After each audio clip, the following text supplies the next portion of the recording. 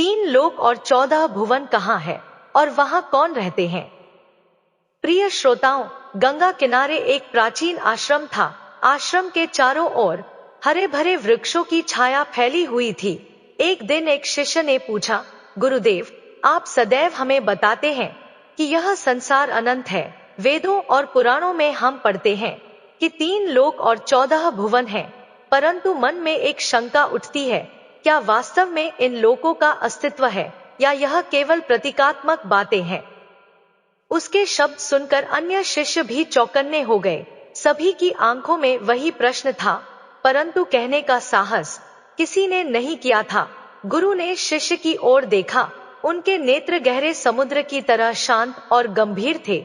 वे मुस्कुराए और बोले, वत्स, तुम्हारा प्रश्न साधारण नहीं है। यह प्रश्न केवल बुद्धि से नहीं, आत्मा की गहराई से जन्म लेता है।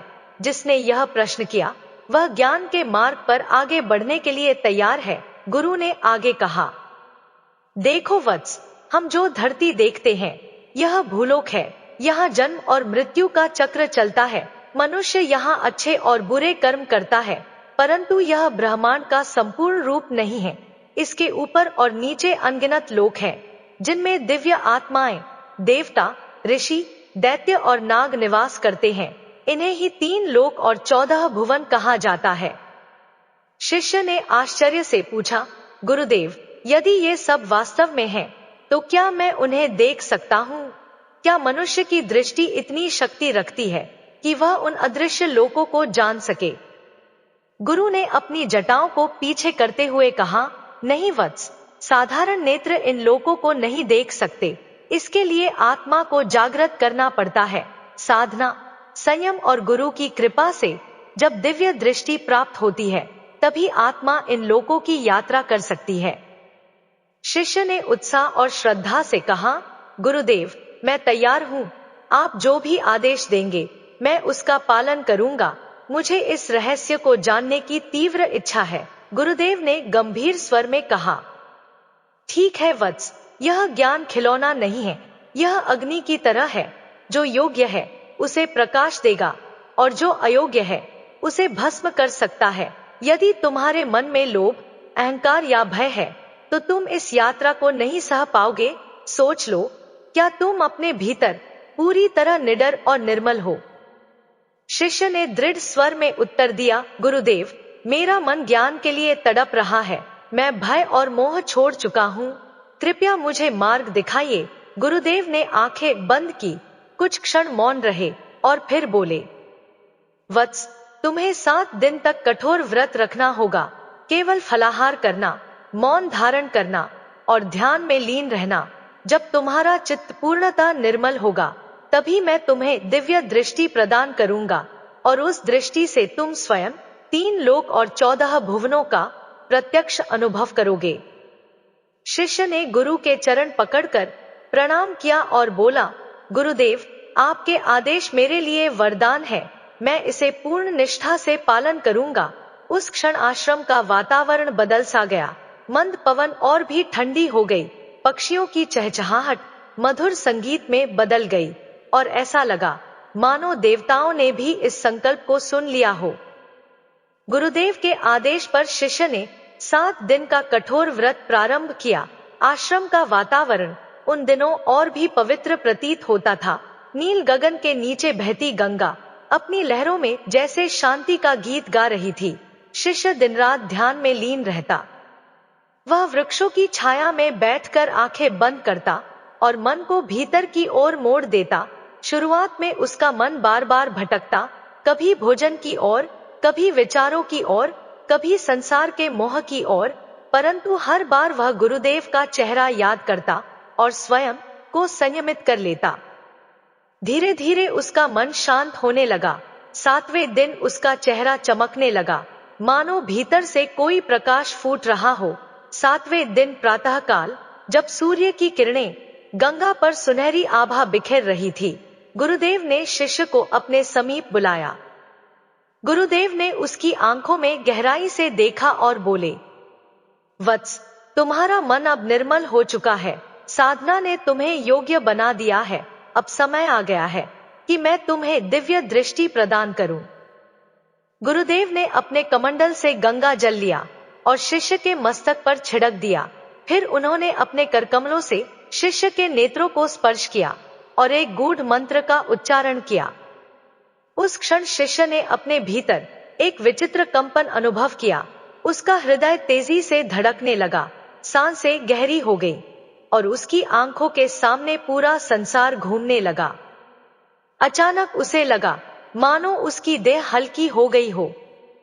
उसकी आत्मा धीरे धीरे शरीर से बाहर निकलकर आकाश की ओर उठने लगी। शिष्य ने विस्मय से देखा कि उसके नीचे आश्रम, गंगा, वृक्ष सब दिखाई दे रहे हैं, परंतु वह स्वयं उनसे ऊपर उठ चुका है। गुरुदेव की वाणी उसके कानों में गूंजी, वत्स, यह तुम्हारी आत्मा की यात्रा है। अब तुम उन लोगों को देखोगे जिनके बारे में शास्त्रों में वर्णन है, परंतु याद रखना, जो भी देखो उसे श्रद्धा और धैर्य से देखना, भयभीत मत होना और ना ही मोह में फंसना, केवल साक्षी बनकर देखना। जैसे ही शिष्य ऊपर उठा, उसने देखा कि आकाश में 3 विशाल द्वार प्रकट हुए। पहला द्वार उज्ज्वल और प्रकाशमान था, मानो सूर्य की किरणों से बना हो। दूसरा द्वार मध्यम आभा से युक्त था, जिसमें धरती जैसी गंध और वातावरण था। तीसरा द्वार गहरे अंधकार और रहस्यमयी छाया से घिरा हुआ था। गुरुदेव की वाणी भीतर से आई, वत्स, ये तीनों द्वार ही 3 लोकों के प्रतीक हैं। पहला द्वार तुम्हें स्वर्गलोक ले जाएगा, दूसरा भूलोक का है और तीसरा पाताल लोक का। तुम्हें एक एक करके इन सभी लोकों का अनुभव करना होगा, तभी 14 भुवनों का रहस्य तुम्हारे सामने प्रकट होगा। शिष्य के भीतर उत्साह और भय दोनों उमड़ रहे थे। वह सोच रहा था, क्या मैं वास्तव में इन लोकों को देख पाऊंगा? क्या यह सब स्वप्न है या सत्य? परंतु जैसे ही उसने गुरुदेव की शांत वाणी को याद किया, उसका मन स्थिर हो गया। उसने प्रणाम की मुद्रा में हाथ जोड़कर कहा, गुरुदेव, मैं आपके आदेशानुसार तैयार हूँ, कृपया मेरा मार्गदर्शन करें। गुरुदेव की वाणी आई, वत्स, सबसे पहले भूलोक से आरंभ करो, क्योंकि यही कर्म भूमि है और यहीं से आत्मा का मार्ग तय होता है। जो भूलोक को नहीं समझता, वह ऊपर और नीचे के लोकों को कभी नहीं जान सकता। शिष्य धीरे धीरे उस दूसरे द्वार की ओर बढ़ा, जिसे गुरुदेव ने भूलोक का प्रवेश द्वार बताया था।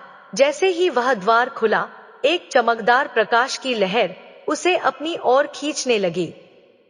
उसने अनुभव किया कि उसकी आत्मा धरती पर उतर रही है, परंतु अब वह एक साधारण मनुष्य की दृष्टि से नहीं, बल्कि एक दिव्य दृष्टा की तरह सब कुछ देख रहा था। शिष्य ने देखा हरे भरे जंगल, बहती नदियां, ऊंचे पर्वत, महासागर और फैली हुई सभ्यताएं। मनुष्य अपने अपने कर्मों में व्यस्त थे। कोई खेती कर रहा था, कोई व्यापार, कोई युद्ध की तैयारी, कोई साधना। हर जगह एक अद्भुत चक्र चल रहा था, जन्म और मृत्यु, सुख और दुख, लाभ और हानि। शिष्य ने आश्चर्य से पूछा, गुरुदेव, यह वही धरती है जहां मैं जन्मा हूं? परंतु अब यह मुझे और भी गहरी प्रतीत हो रही है। हर प्राणी जैसे अदृश्य धागों से बंधा हुआ लग रहा है। गुरुदेव की वाणी भीतर से गूंजी, वत्स, तुमने सही देखा, यह भूलोक केवल मिट्टी और पत्थर से बनी नहीं है। इसके पीछे एक अदृश्य शक्ति काम करती है, कर्म का नियम। यहाँ हर प्राणी अपने ही कर्मों से बंधा है। कोई सुखी है तो अपने पुण्य के कारण, कोई दुखी है तो अपने पाप के कारण। शिष्य ने देखा कि मनुष्य जन्म से लेकर मृत्यु तक अनेक भूमिकाएं निभाता है। कभी वह पुत्र है, कभी पिता, कभी राजा, कभी भिक्षुक, परंतु हर भूमिका अस्थायी है। गुरुदेव की वाणी फिर आई, मनुष्य जीवन अत्यंत दुर्लभ है। देवता भी मनुष्य जन्म पाने की इच्छा करते हैं, क्योंकि यही कर्म भूमि है। स्वर्ग में केवल भोग है, पाताल में केवल शक्ति है, परंतु भूलोक में कर्म है और कर्म ही आत्मा की दिशा तय करता है। शिष्य ने और गहराई से देखा, पशु पक्षी, कीट पतंगे, वृक्ष और जलचर सभी अपनी अपनी गति से जीवन जी रहे थे।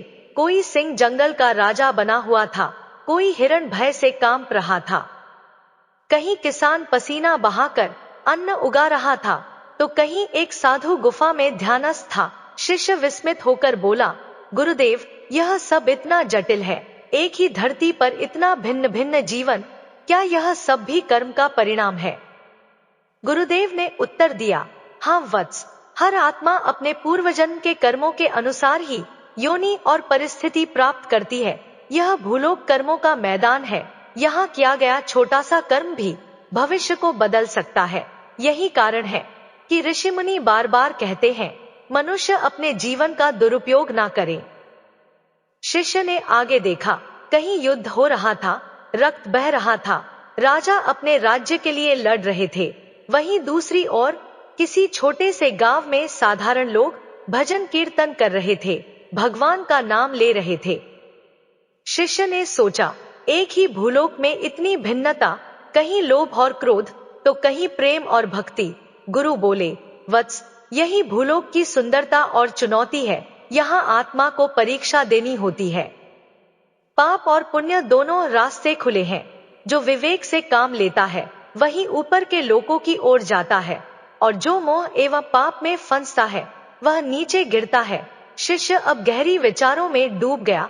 उसने कहा, गुरुदेव, अब मैं समझ गया कि भूलोक केवल एक स्थान नहीं है, यह एक परीक्षा भूमि है। यहाँ हर क्षण आत्मा परीक्षा देती है, कभी धन की, कभी लोभ की, कभी प्रेम की, कभी त्याग की। गुरुदेव की वाणी ने उसकी बात को पूर्ण किया। सत्य यही है वत्स, भूलोक को समझना ही आधा ज्ञान है। अब तुम्हें ऊपर के लोकों और अधोलोकों की भी यात्रा करनी होगी, तभी 14 भुवनों का संपूर्ण रहस्य तुम्हें स्पष्ट होगा। भूलोक का द्वार बंद होते ही शिष्य की आत्मा ऊपर उठने लगी। उसके सामने एक और चमकदार आभा वाला द्वार प्रकट हुआ। यह द्वार ना तो भूलोक जितना स्थूल था और ना ही स्वर्ग जितना प्रकाशमान। उसके चारों ओर हल्की हल्की धूप जैसी आभा थी, मानो किसी दिव्य ज्योति की परछाई।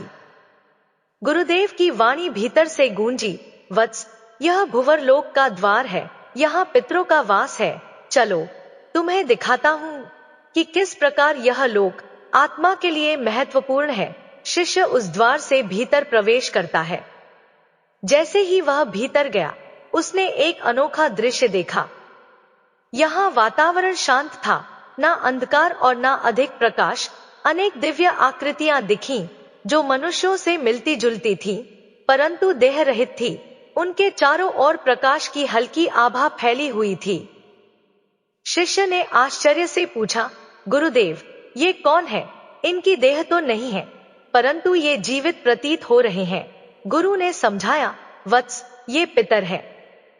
जब कोई मनुष्य इस संसार को छोड़ता है तो उसकी आत्मा कुछ समय तक भुवरलोक में रहती है। यहाँ वह अपने वंशजों के कर्म और तर्पण से संतुष्ट होती है। यही कारण है कि श्राद्ध और पितृतर्पण का विधान है, ताकि पूर्वजों की आत्मा शांति पा सके। शिष्य ने देखा कि कुछ आत्माएं प्रसन्न थी, क्योंकि उनके वंशज उन्हें अर्पण करते थे, परंतु कुछ आत्माएं उदास थी, क्योंकि उनके वंशज उन्हें भूल चुके थे। शिष्य की आंखें नम हो गईं। उसने कहा, गुरुदेव, अब मैं समझा कि पूर्वजों का स्मरण क्यों इतना आवश्यक है। गुरुदेव ने उत्तर दिया, हाँ वत्स, पितरों का आशीर्वाद मिलने से मनुष्य का जीवन उन्नति करता है, और जो अपने पितरों का तिरस्कार करता है वह जीवन में अनेक बाधाओं का सामना करता है। अब शिष्य की आत्मा और ऊपर उठी। एक तेजस्वी द्वार उसके सामने आया। यह द्वार सोने की आभा से दमक रहा था। उसके ऊपर इंद्रधनुष जैसी रंगीन लहरें उठ रही थी। गुरु की वाणी आई, वत्स, यह है स्वर्गलोक का प्रवेश द्वार। यह लोक पुण्यात्माओं और देवताओं का निवास स्थान है। यहाँ प्रवेश करने के लिए साधारण आत्मा को अनेक जन्मों के पुण्य अर्जित करने पड़ते हैं। शिष्य ने द्वार पार किया और एक ऐसे लोक में पहुंचा जहां चारों ओर दिव्यता ही दिव्यता थी। स्वर्णिम महल, सुगंधित पुष्पों के उद्यान, गंधर्वों का मधुर संगीत और अप्सराओं का नृत्य। यहाँ का वातावरण सुख और आनंद से परिपूर्ण था। शिष्य ने देखा कि अनेक आत्माएं यहाँ भोग कर रही हैं। किसी के हाथ में अमृत का पात्र था, कोई रथ पर आकाश में विचरण कर रहा था। वहां देवताओं की सभा भी थी, जिसमें इंद्रदेव अपने सिंहासन पर विराजमान थे। शिष्य विस्मित होकर बोला, गुरुदेव, यह स्थान तो स्वप्न से भी सुंदर है, यहाँ तो केवल सुख ही सुख है। गुरु ने गंभीर स्वर में कहा, वत्स, यह सही है कि स्वर्गलोक आनंद से भरा है, परंतु यह अनंत नहीं है। यहाँ आत्मा तब तक रहती है जब तक उसके पुण्य का फल समाप्त नहीं हो जाता। जैसे ही पुण्य समाप्त होता है, आत्मा को फिर भूलोक में जन्म लेना पड़ता है। इसलिए स्वर्ग भी अंतिम लक्ष्य नहीं है। शिष्य ने देखा कि कुछ आत्माएं स्वर्ग के सुखों में इतना डूबी हुई थी कि वे भगवान का स्मरण तक भूल चुकी थी। उन्होंने केवल भोग को ही अपना जीवन मान लिया था। गुरुदेव बोले, वत्स, यही स्वर्ग की सबसे बड़ी परीक्षा है। यहाँ भोग तो है, परंतु मोक्ष नहीं। इसलिए महान ऋषि मुनि स्वर्ग की आकांक्षा नहीं रखते, वे सीधा मुक्ति की साधना करते हैं। पुण्य से स्वर्ग मिलता है, परंतु ज्ञान और भक्ति से परमात्मा मिलता है। शिष्य ने गहराई से अनुभव किया कि भूलोक कर्म भूमि है, भुवरलोक पितरों का स्थान है और स्वर्गलोक भोग का स्थान, परंतु इन सब के बाद भी आत्मा की यात्रा अधूरी है। उसने विनम्रता से पूछा, गुरुदेव, यदि स्वर्ग भी स्थायी नहीं है, तो फिर आत्मा का वास्तविक लक्ष्य कहाँ है? गुरुदेव की वाणी आई, वत्स, अभी तुम्हें और ऊपर जाना है। स्वर्ग से भी महान लोक है, महरलोक, जनलोक, तपोलोक और सत्यलोक। वहां का अनुभव तुम्हें और गहरे सत्य से परिचित कराएगा। शिष्य अब और भी उत्सुक हो गया। स्वर्लोक की दिव्यता से ऊपर उठते हुए शिष्य की आत्मा एक और रहस्यमय लोक की ओर बढ़ी। यहाँ का वातावरण स्वर्ग से भिन्न था। स्वर्ग में जहाँ भोग और आनंद की लहरें थी, वहीं इस नए लोक में गहन शांति और गंभीरता व्याप्त थी। गुरु की वाणी भीतर से गूंजी, वत्स, अब तुम महरलोक के समीप हो। यह लोक उन महान ऋषियों का निवास स्थान है, जिन्होंने तप और योग से ब्रह्मांडीय ज्ञान प्राप्त किया है। यहाँ कोई भोग नहीं, केवल सत्य और साधना है। शिष्य ने देखा कि महरलोक प्रकाश से आच्छादित था, परंतु यह प्रकाश चकाचौंध करने वाला नहीं, बल्कि आत्मा को शीतल करने वाला था। यहाँ भूमि पर अद्भुत कमल खिले थे, जिनकी पंखुड़ियों से दिव्य सुगंध उठ रही थी। कहीं विशाल वेदियों पर ऋषि यज्ञ कर रहे थे, तो कहीं योगी ध्यान में लीन थे। शिष्य ने कुछ महान आत्माओं को देखा, जिनकी तपस्या से उनके चारों ओर अग्नि सी आभा फैल रही थी। उनके चेहरे पर गहन ज्ञान की झलक थी। शिष्य ने विस्मय से पूछा, गुरुदेव, ये कौन ऋषि हैं, जिनकी तपस्या से पूरा लोक प्रकाशित हो रहा है? गुरु ने उत्तर दिया, वत्स, ये वे महर्षि हैं जो युगों से ब्रह्मांड की रक्षा कर रहे हैं।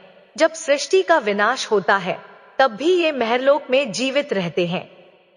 यही कारण है कि महरलोक को अमरता से जोड़ा जाता है। यहाँ आने वाली आत्मा ब्रह्मज्ञान की ओर अग्रसर होती है। शिष्य ने देखा कि महरलोक में रहने वाले ऋषि किसी से कुछ मांगते नहीं, वे केवल ब्रह्मा के चिंतन और ध्यान में लीन रहते हैं। उनके लिए सुख दुख, लाभ हानि, जीवन मृत्यु सब समान थे।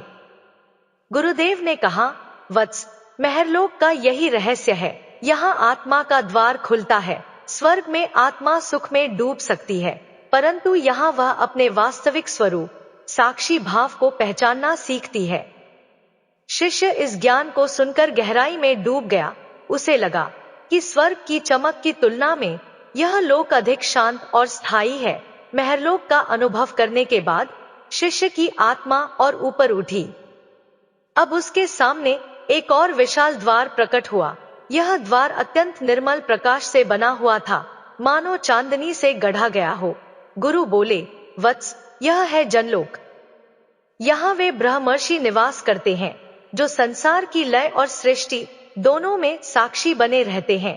यह लोक महर्षि नारद, सनक, सनंदन, सनातन और सनत कुमार जैसे दिव्य आत्माओं का है।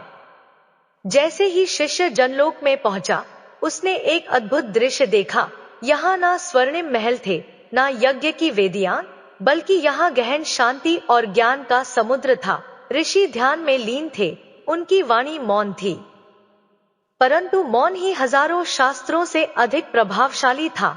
कुछ ऋषि ब्रह्मांड के रहस्यों पर मनन कर रहे थे, उनकी आंखों में अनंत काल का साक्षात्कार झलक रहा था।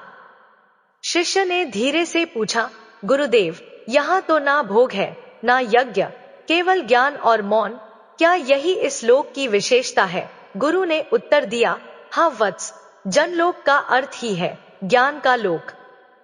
यहाँ आत्मा भौतिक संसार से पूर्णतः मुक्त होकर केवल ब्रह्मज्ञान की ओर अग्रसर होती है। यहाँ ऋषि सृष्टि के आरंभ और अंत के गवाह बनते हैं। जब महाप्रलय होता है, तब भी जनलोक के निवासी उसे साक्षी भाव से देखते हैं। शिष्य ने अनुभव किया कि उसकी आत्मा धीरे धीरे स्थिर हो रही है। उसके भीतर उठने वाली जिज्ञासा शांत हो रही थी, मानो जनलोक का मौन उसे गहराई से स्पर्श कर रहा हो। उसने कहा, गुरुदेव, स्वर्ग की चमक की तुलना में यहाँ का मौन और शांति कहीं अधिक मधुर है। मुझे लगता है आत्मा का वास्तविक सुख इसी में है। गुरुदेव ने उत्तर दिया, वत्स, तुम सही कह रहे हो। स्वर्ग का सुख क्षणिक है, परंतु जनलोक का सुख आत्मा को स्थिर करता है। लेकिन यात्रा अभी समाप्त नहीं हुई है। जनलोक से ऊपर और भी उच्च लोक हैं, तपोलोक और सत्यलोक। वहां आत्मा ब्रह्मा के और निकट पहुंचती है। शिष्य ने हाथ जोड़कर प्रणाम किया और मौन भाव से आगे बढ़ने को तैयार हुआ। उसके सामने अब एक और द्वार खुल रहा था, जो अग्नि जैसी आभा से प्रकाशित था। यही था तपोलोक का प्रवेश द्वार। यह अग्नि साधारण नहीं थी, यह तपस्या की तपिश से उत्पन्न पवित्र ज्वाला थी। गुरुदेव की वाणी भीतर से गूंजी, वत्स, यह है तपोलोक का प्रवेश। यहाँ वे महात्मा और सिद्ध आत्माएं रहती हैं, जिन्होंने अनगिनत कल्पों तक कठोर तप किया है।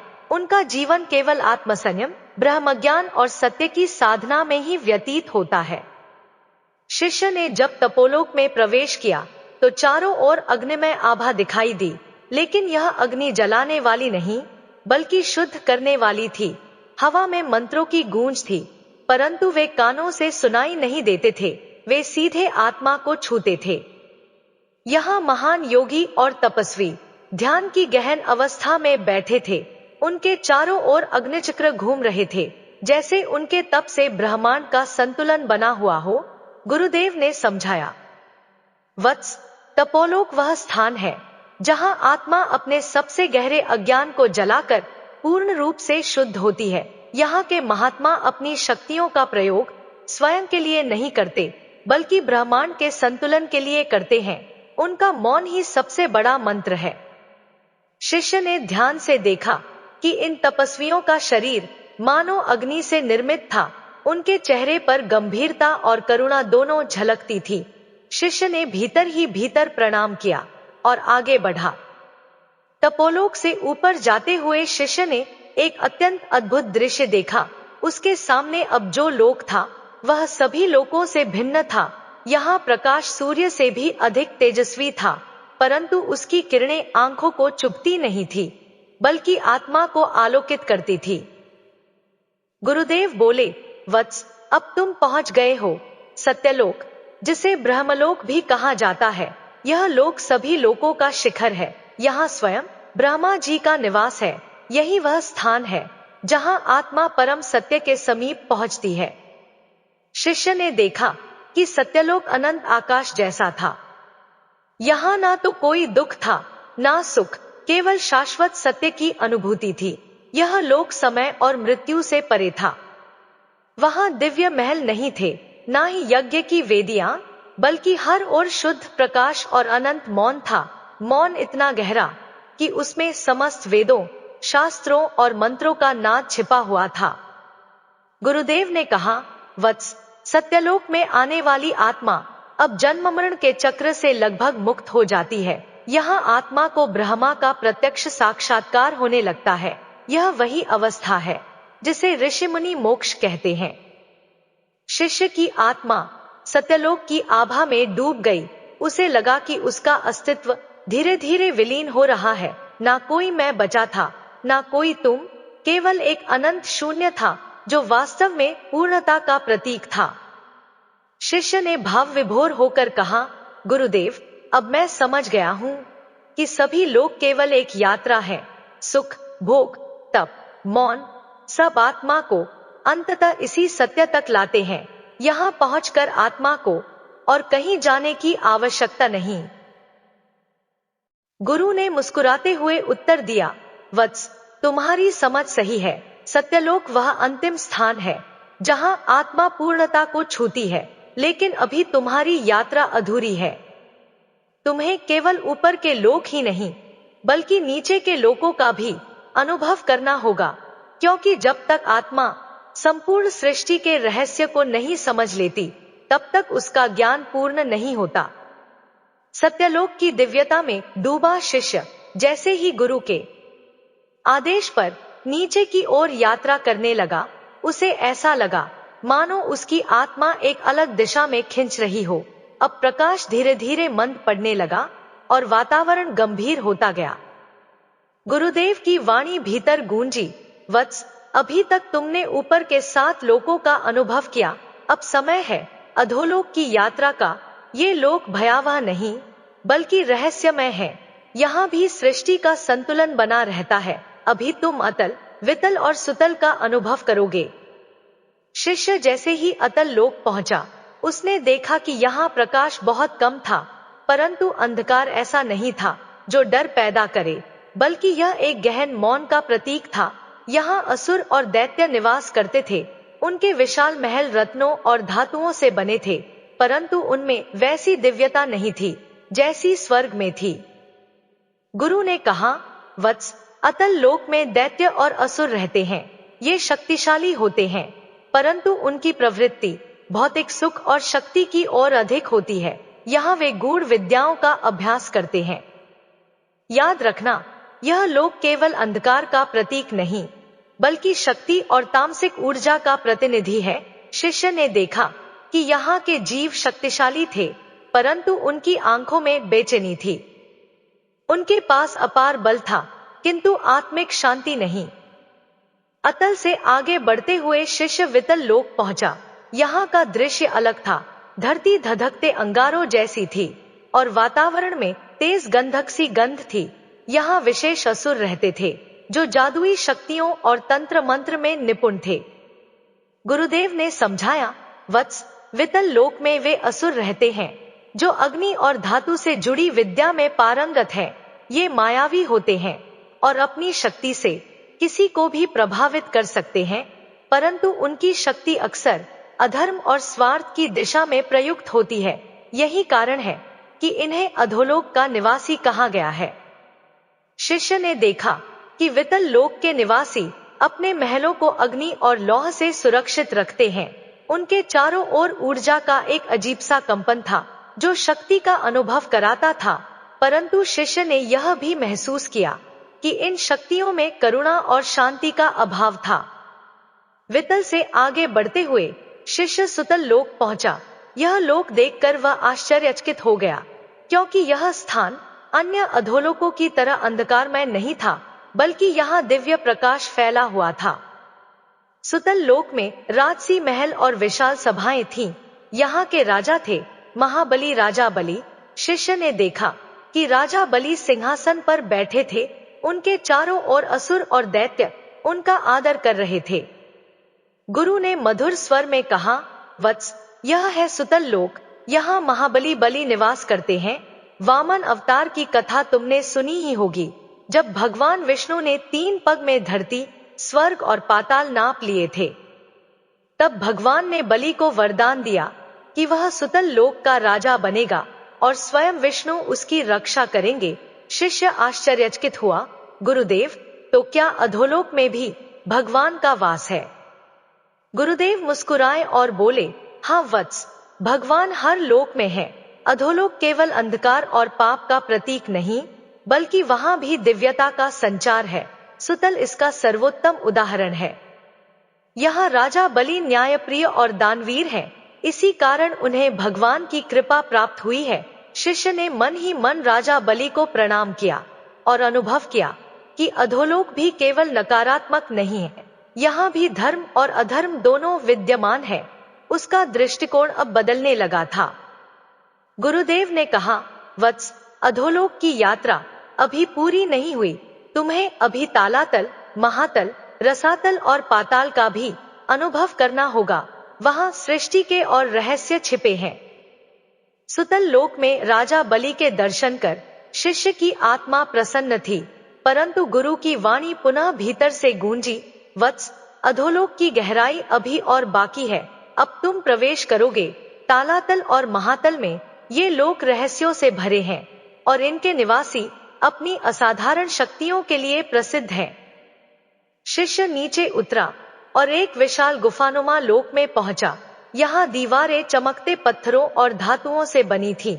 अंदर एक अजीब सी ऊर्जा व्याप्त थी, मानो हर जगह जादू और माया का जाल फैला हो। गुरु बोले, वत्स, यह है तालातल लोक। यहाँ प्रसिद्ध असुर माया दानव का निवास है। माया दानव मायावी शक्तियों का स्वामी है। उसके पास ऐसी अद्भुत विद्या है जिससे वह किसी भी वस्तु को प्रकट या लुप्त कर सकता है। शिष्य ने देखा कि तालातल लोक में माया दानव ने अद्भुत महल खड़े किए थे। ये महल साधारण पत्थरों से नहीं, बल्कि दिव्य माया से बने थे। एक पल वे प्रकट होते और दूसरे ही पल अदृश्य हो जाते। गुरु ने समझाया, माया दानव ने भगवान शिव और अन्य देवताओं की कृपा से अनेक गूढ़ विद्याएं प्राप्त की है। यद्यपि वह असुर है, परंतु उसकी विद्या को देवता भी मानते हैं। तालातल इसलिए विशेष है क्योंकि यहाँ रहस्य और जादुई विज्ञान का अभ्यास होता है। शिष्य ने भीतर ही भीतर सोचा, तो अधोलोक केवल अंधकार का प्रतीक नहीं, बल्कि ज्ञान और माया की अद्भुत गहराई भी यहाँ छिपी है। तालातल से और गहराई में उतरते हुए शिष्य अब महातल लोक पहुंचा। यहाँ का दृश्य देखकर उसका हृदय कांप उठा। चारों ओर विशाल सर्पों का साम्राज्य था। नाग फण फैलाए हुए चमकती आंखों से इधर उधर घूम रहे थे। गुरु ने कहा, वत्स, यह है महातल लोक। यहाँ अनंत नाग और सर्प निवास करते हैं। ये केवल साधारण जीव नहीं है, ये शक्तिशाली नागराज और उनके कुल के रक्षक हैं। इनमें वासुकी, तक्षक और कालिय जैसे नाग भी रहते हैं। शिष्य ने देखा कि नागों के महल रत्नों से बने थे। उनकी चमड़ी पर से निकलने वाली आभा से पूरा लोक प्रकाशमान हो रहा था। यह दृश्य भयावह भी था और दिव्य भी। गुरु ने गंभीर स्वर में कहा, महातल नागों का आधिपत्य है। ये सर्प अपनी शक्ति से सृष्टि की ऊर्जा को संतुलित करते हैं। इनमें से कई नाग देवताओं के मित्र हैं और कुछ असुरों के सहयोगी भी बन जाते हैं। नाग कुल की तपस्या और शक्ति इतनी महान है कि देवता भी उन्हें सम्मान देते हैं। शिष्य ने अनुभव किया कि यहाँ भय और शक्ति दोनों का अद्भुत मिश्रण है। नागों के बीच अद्भुत अनुशासन था, मानो उनका साम्राज्य एक महान नियम से संचालित होता हो। शिष्य ने अपने हृदय में प्रश्न किया, गुरुदेव, नाग तो हमें अक्सर भय और विष के प्रतीक लगते हैं, तो फिर इन्हें इतना महत्व क्यों दिया गया है? गुरु ने उत्तर दिया, वत्स, यही तो गूढ़ सत्य है। नाग केवल विष के प्रतीक नहीं, बल्कि शक्ति और रहस्य के रक्षक हैं।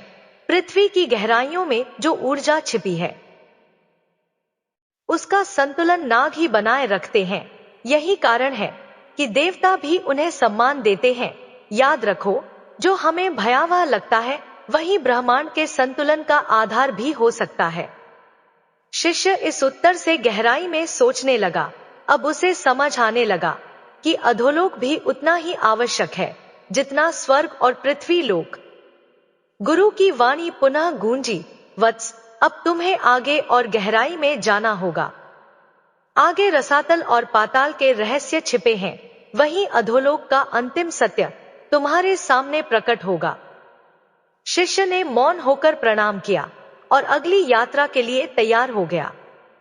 शिष्य जैसे ही रसातल पहुंचा, उसने देखा कि यह लोक असीम जलराशि जैसा प्रतीत होता था।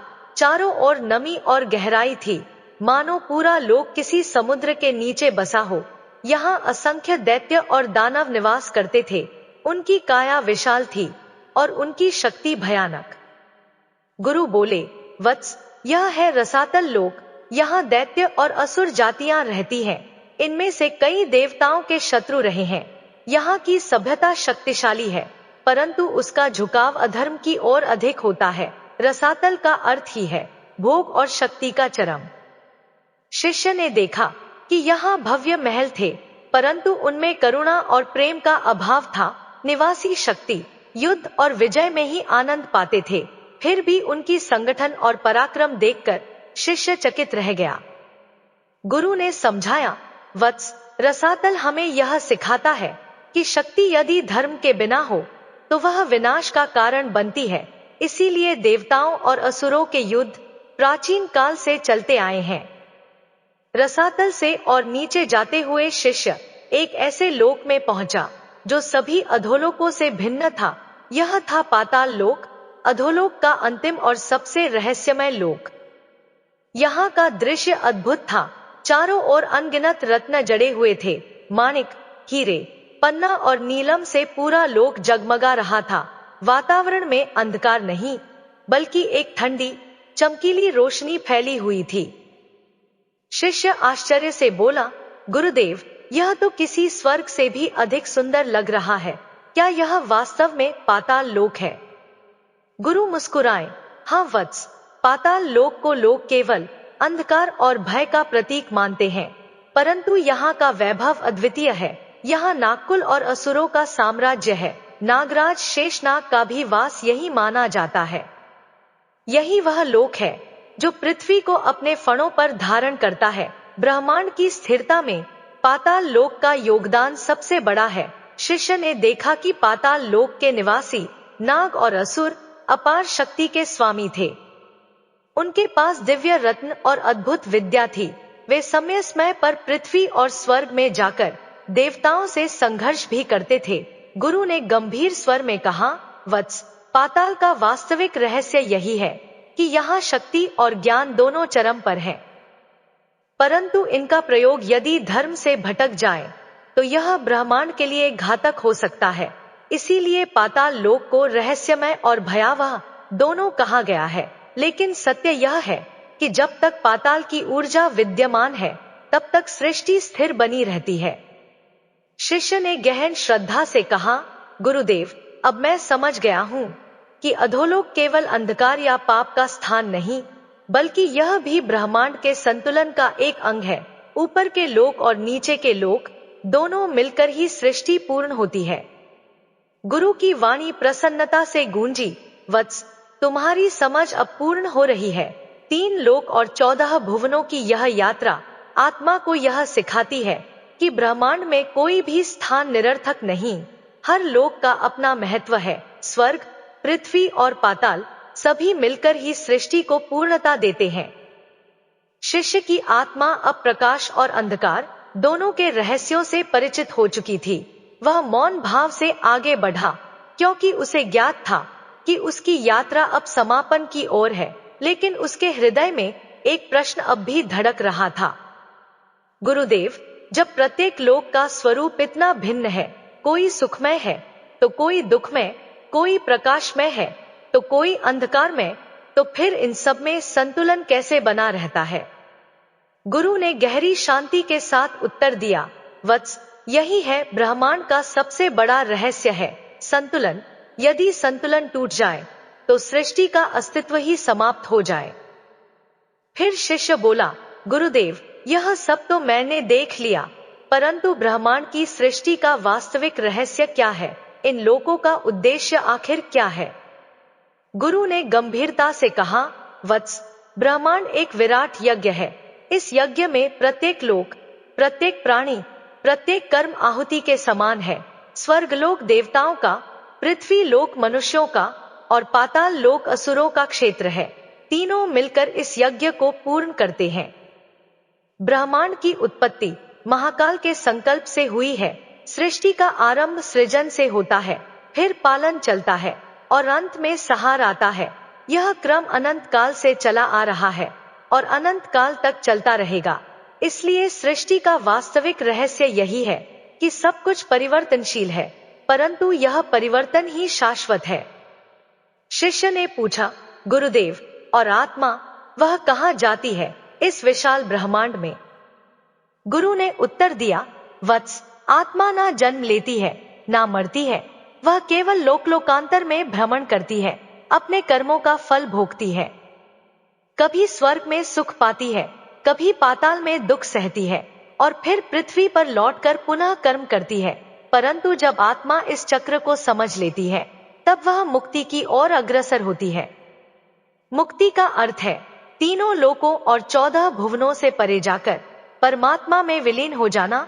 यही आत्मा का परम पथ है। गुरु ने शिष्य का हाथ पकड़कर कहा, वत्स, अब सुनो अंतिम उपदेश। जीवन का सार यही है कि मनुष्य कर्म करता रहे, परंतु कर्म का फल परमात्मा को समर्पित करे। ना तो स्वर्ग की आकांक्षा करे, ना पाताल से भयभीत हो, ना सुख में अभिमान करे, ना दुख में निराश। मनुष्य यदि अपने जीवन को धर्म, दया और सत्य के मार्ग पर चलाए, तो वही इस विराट ब्रह्मांड का सच्चा सहभागी बनता है। याद रखो, स्वर्ग, पृथ्वी और पाताल सब भीतर ही है। जब मनुष्य अपने भीतर के 3 लोकों और 14 भुवनों को संतुलित कर लेता है, तभी वह परमात्मा के निकट पहुंचता है। गुरु की वाणी सुनते ही शिष्य की आंखों से आंसू बह निकले। उसने अपने गुरु के चरणों में सिर झुकाकर कहा, गुरुदेव, अब मेरे सभी प्रश्न शांत हो गए हैं। अब मैं जान गया हूँ कि सच्चा स्वर्ग बाहर कहीं नहीं, बल्कि मन की शांति में है। सच्चा पाताल भी बाहर नहीं, बल्कि हमारे भीतर के अंधकार में है। और पृथ्वी वह कर्म भूमि है जहां हमें संतुलन साधना है। गुरु ने प्रसन्न होकर शिष्य को आशीर्वाद दिया, वत्स, तुम्हारी आत्मा अब ज्ञान के प्रकाश से आलोकित हो चुकी है। अब तुम जहां भी जाओगे, यह दिव्य सत्य तुम्हारे साथ रहेगा। मित्रों, इस प्रकार गुरु और शिष्य की यह अद्भुत यात्रा पूर्ण हुई। 3 लोक और 14 भुवनों का रहस्य केवल एक बाहरी कथा नहीं, बल्कि जीवन का गूढ़ संदेश है। यह हमें सिखाती है कि ब्रह्मांड का हर अंश आवश्यक है। सुख और दुख, प्रकाश और अंधकार सब मिलकर ही जीवन को पूर्ण बनाते हैं। और मनुष्य का सच्चा कर्तव्य है धर्म के मार्ग पर चलकर इस संतुलन को बनाए रखना। इसी में जीवन की सफलता और आत्मा की मुक्ति छिपी है। मित्रों, आज की जानकारी कैसी लगी, कमेंट करके जरूर बताएं। वीडियो को लाइक शेयर करें और हमारे चैनल को सब्सक्राइब करें। धन्यवाद।